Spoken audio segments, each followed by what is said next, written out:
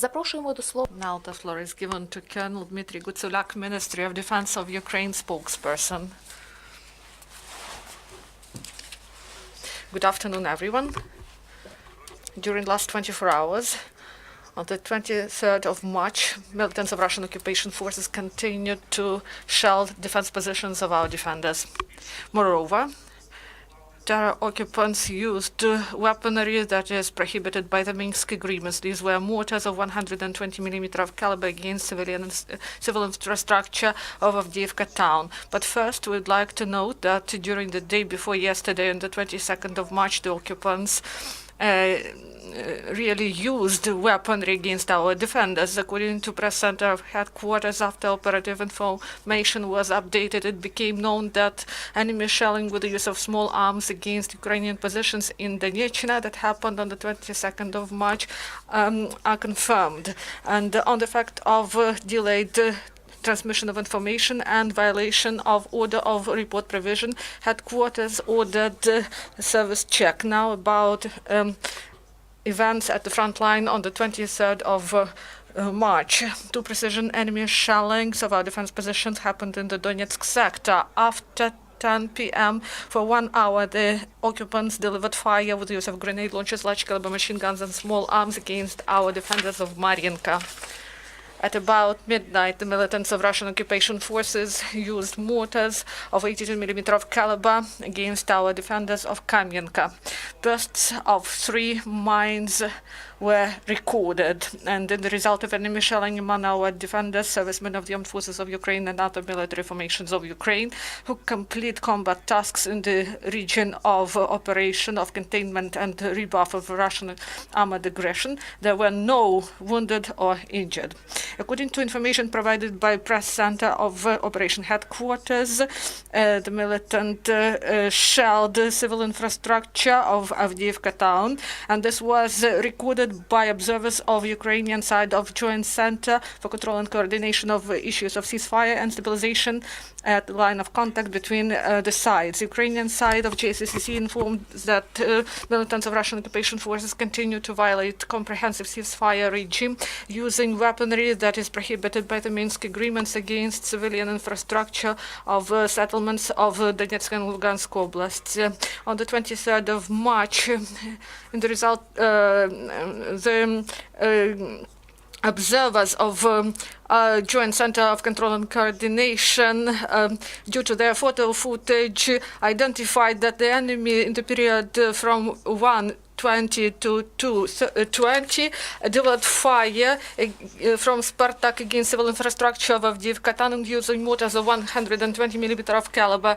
They recorded the hit of 6 mortar mines of 120 mm of caliber on household buildings and plots of peaceful residents of one of the cooperatives in the region of railway hall Avdiivka Donetsk. In this part of line, some cottages are partly ruined and the fence is damaged. Fortunately, no casualties among civilians.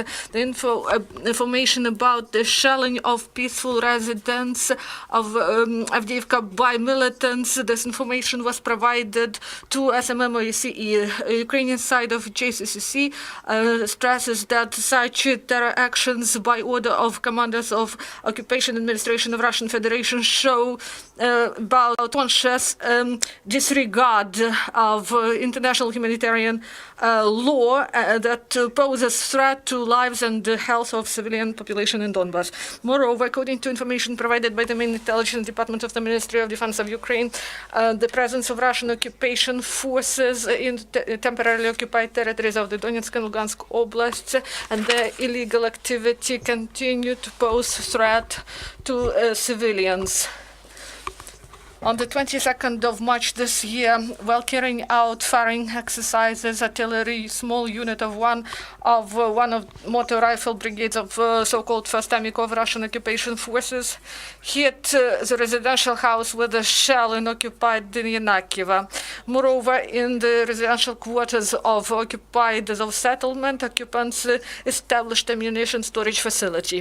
Now about other important news. On the 23rd of March, March, Minister of Defense of Ukraine, General of the Army of Ukraine, Stepan Poltorak, held a meeting with MPs of Ukraine. This format of meetings was started last month in order to improve communication and to quickly resolve the problems that exist in the sector of defense and security of the state. They discussed the issues concerning the distribution and use of budget funds in 2018, concerning necessity to introduce changes in separate legislative acts that regulate activity of Defense Ministry, and other important topics concerning medical and social support of servicemen and staff training. Also, the Ukrainian parliamentarians were informed about the course of completion of construction works on the facilities of the infrastructure of the Ministry of Defense. Minister of Defense of Ukraine, Stepan Poltorak, told about the construction of 4 complex compounds in different oblasts of Ukraine. These are Shirokii Lan, Cherkasky, Starichi, and Dachna 2. He noted that he took decision concerning the development of training and material base of compounds. The construction of absolutely new and modern infrastructure will help to create novel conditions in training centers. This decision will provide opportunity to broaden the geography of training of military personnel.